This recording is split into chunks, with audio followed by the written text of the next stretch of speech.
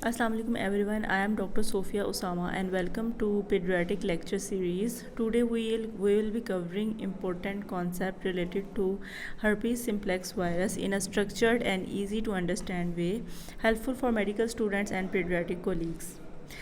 Herpes simplex virus is HSV1 and HSV2. It is a double-stranded DNA virus. It has two serotypes HSV1 and HSV2 and belong to herpes viridae family. There are two types of infection. Primary infection, first infection occur with HSV1 or HSV2. Non-primary infection is first time infected with either HSV1, then the next time infected person with HSV2. And latent infection is that virus जो होता है वो dormant हो जाता है sensory गेंग्लियन neurons में और फिर रीएक्टिवेट हो जाता है. वायरल ट्रांसमिशन होती है via mucocutaneous surfaces. HSV1 mainly recurrent oral infections करता है और HSV2 जो है रिकरेंट जेनिटल इन्फेक्शंस करता है.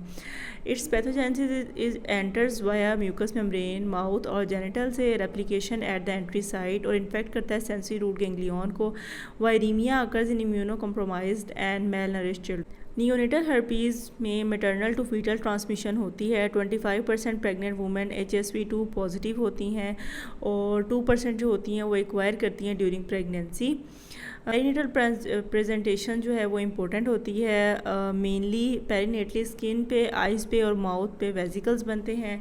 बच्चों में नियोनेट्स में एंसेफेलाइटिस भी हो सकता है जो कि HSV एंसेफेलाइटिस होता है 8 to 17 डेज़ ऑफ लाइफ पे. और डिसेमिनेटेड डिजीज़ जो है वो 5 to 11 डेज़ ऑफ लाइफ पे होती है. इसमें वाया ब्लड जो है वायरस स्प्रेड कर जाता है पूरी बॉडी में और बच्चों को सेप्सिस, शॉक और DIC भी हो सकता है. फीटल कॉम्प्लिकेशन जो है उसमें फीटस को फैटल इन्फेक्शन होने के चांसेस होते हैं. लेटेंट इन्फेक्शन भी हो सकता है.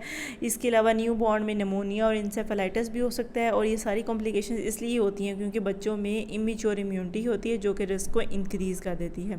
Herpetic gingivostomatitis mainly occur due to HSV1 की वजह से प्राइमरी इन्फेक्शन होता है. 6 months से 5 years ऑफ एज में होता है. It present as sudden onset pain in the throat, high grade fever 104 से 105 डिग्री फ़ारेनहाइट का. ड्रूलिंग ऑफ द स्लाइवा होती है. पेन की वजह से स्वॉलन गम्स होते हैं. एक्सटेंसिव वेजिकल्स बनते हैं गम्स पे, लिप्स पे, टंग पे, पैलेट पे, फेरेंक्स पे, पेरियोरल स्किन पे. जो वेजिकल्स पे शैलो हो जाते हैं वहाँ पे इंड्यूरेटेड अल्सर्स बन जाते हैं covered with yellow grey membrane. Foul smelling breath होती है and also there is standard lymphadenopathy and it resolves in 7 to 14 days. Herpetic gingivostomatitis के लिए ओरल एसाइक्लोविर 15 mg/kg पर डोज से 5 times a day for 7 days दे सकते हैं. लेकिन इसके यूज़ का लिमिटेड डाटा अवेलेबल है. लेकिन इसमें बेस्ट ये होता है कि आपने एंटीवायरल जो है वो स्टार्ट करनी है within 72 hours of the onset.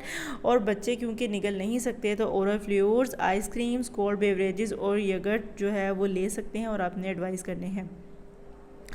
Herpetic labialis and skin infection occur due to HSV1. ये रिकरेंट होता है mainly occur on the vermilion border of the lips पे. प्रोड्रोम होता है उस जिस जगह पे ये कॉर्प्स ऑफ लियंस निकलने होते हैं वहाँ पे पहले बर्निंग, टिंगलिंग और इचिंग होती है 3 to 6 hours बिफोर लियन. वहाँ पे पहले स्मॉल पेप्यूल्स बनते हैं, फिर थिन वॉल्ड वेजिकल होते हैं, वहाँ पे फिर शैलो अल्सरेशन हो जाती है और क्रस्टेड स्कैब बन जाता है. It's self herpes labialis 7 to 10 days में रिजॉल्व हो जाता है. हर्पीज़ ग्लैडियाटोरम जो है वो मेनली रेसलिंग जो लोग करते हैं उनको डेवलप होता है. और स्क्रम पॉक्स जो है वो रग्बी जो लोग करते हैं प्ले करते हैं रग्बी प्लेयर्स को स्क्रम पॉक्स होता है. और ये भी HSV इन्फेक्शन है. सेम सिम्टम्स होते हैं जैसे कि हर्पीज़ लेबियालिस की. मल्टीपल लीजन्स होती हैं, लार्ज सरफेस एरिया इन्वॉल्व होता है. इसका ट्रीटमेंट ये है कि आपने वेलासाइक्लोविर 500 mg BD यूज़ करनी होती है 2 times a day 7 to 10 days के लिए. हाइड्रेशन को अच्छा रखना होता है. यह रिकरेंट होता है तो ये कहा जाता है कि अगर आप डेली प्रोफाइलैक्सिस लें विद ओरल वेलासाइक्लोविर तो इससे अवॉइड किया जा सकता है. एडल्ट्स जिनमें रिकरेंट हर्पीज़ लेबियालिस होता है उनमें वेलासाइक्लोविर, एसाइक्लोविर और फेमिसाइक्लोविर यूज़ कर सकते हैं. जिसमें एसाइक्लोविर 5 days लेना होता है 5 times a day 400 mg. बाकी जो फेमिसाइक्लोविर है और जो वेराक्योर है उसकी OD 1 day डोज होती है. हर्पेटिक विटलो मेनली फिंगर नेल्स और टोज पे होता है। ये भी HSV इन्फेक्शन है। HSV1 बच्चों में विद फिंगर सकिंग जिनको हैबिट हो उनमें होने का चांस होता है, और बड़ों में HSV2 की वजह से होता है, और ये due to genital secretions herpetic whitlow develop होता है। सबसे पहले सेम इचिंग होती है, पेन होती है, एरिथीमा होता है, और वो जो क्यूटिकल है वो टेंडर हो जाता है। इसमें पस भी हो सकती है। मोस्ट इंपॉर्टेंट ये है कि इस लियन को इंसाइज नहीं करना होता, क्योंकि इससे लियन स्प्रेड कर जाता है या मेनली डिसेमिनेट भी कर सकता है। इसकी हर्पेटिक विटलो की 18 to 20 डेज़ में रेजोल्यूशन हो जाती है। एक्जिमा हर्पेटिसम एक सीवियर लाइफ थ्रेटनिंग एक्जिमा है, associated with eczema pemphigus Burns diarrhoea disease के साथ भी हो सकता है।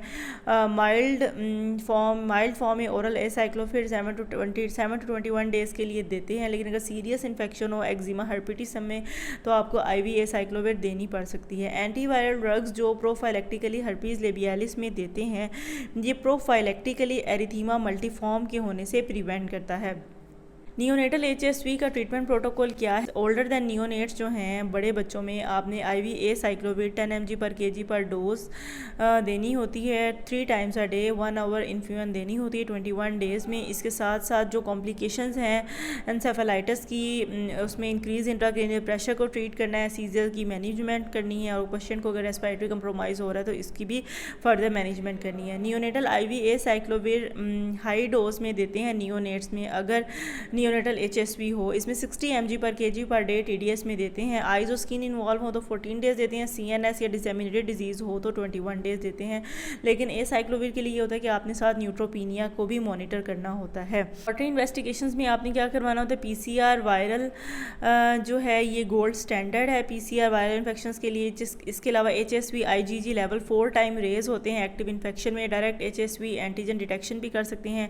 नियोनेट्स में बहुत CSF PCR भी करना है और ब्लड HSV PCR भी करना है। आप स्पेसिमन जो हैं वो नेजोफ्रेंजियल ओरल किसी भी मुकोजल एरिया से ले सकते हैं। HSV एनकेफ्लाइटिस के लिए EEG और MRI भी करते हैं, और इसके स्पेसिफिक ये है कि टेम्पोरल लोब में एबनॉर्मेलिटी आ रही होती है।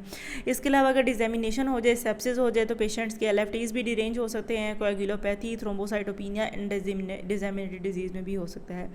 सबसे इंपॉर्टेंट ये है good hand washing, avoid contact with active lesions and caesarean section करें। अगर जेनिटल हर्पीज़ हो एट डिलीवरी तो इससे आप प्रिवेंट कर सकते हैं। और एसाइक्लोविर की मेन इंपॉर्टेंट बात जो आपने एंटीवायरल के मुताबिक याद रखनी है कि एसाइक्लोविर की डोज की एडजस्टमेंट करते हैं रीनल इम्पेयरमेंट में, मॉनिटर करते हैं न्यूट्रोपीनिया को ड्यूरिंग सप्रेसिव थेरेपी, और एंटीवायरल प्रोफाइलेक्सिस जो होती है वो रिकरेंट हर्पीज लेबियालिस में प्रिवेंट करती है एरिथीमा मल्टीफॉर्म से।